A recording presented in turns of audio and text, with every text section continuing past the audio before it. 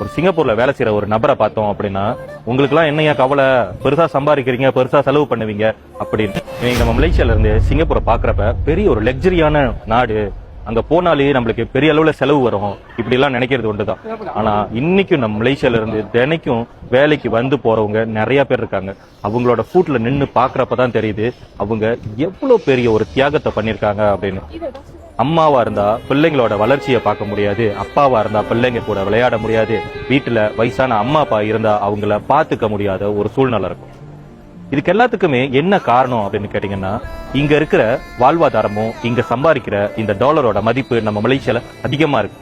ஆனா நம்ம எல்லாருமே என்ன பண்றோம் இன்னைக்கு அப்படின்னு பார்த்தா, ஒரு சிங்கப்பூர்ல வேலை செய்யற ஒரு நபரை பார்த்தோம் அப்படின்னா, உங்களுக்கு எல்லாம் என்னையா கவலை, பெருசா சம்பாதிக்கிறீங்க, பெருசா செலவு பண்ணுவீங்க அப்படின்னு. இன்னையில இருந்து இந்த ஒரு சம்பவத்தை மாத்தி தான் பாப்போமே. அவங்க எல்லாரும் பார்த்தா, எங்க வேலை செய்றீங்க சிங்கப்பூர்லயா, கை கொடுத்து அவங்கள பிளஸ் பண்ணி நல்லா வருவியா நீலாம் அப்படின்னு ஒரு வார்த்தை சொல்லுங்க. முடிஞ்சா ஒரு டீ வாங்கி கொடுங்களேன், அவங்க வாழ்க்கையில ரொம்ப சந்தோஷமா ஃபீல் பண்ணுங்க.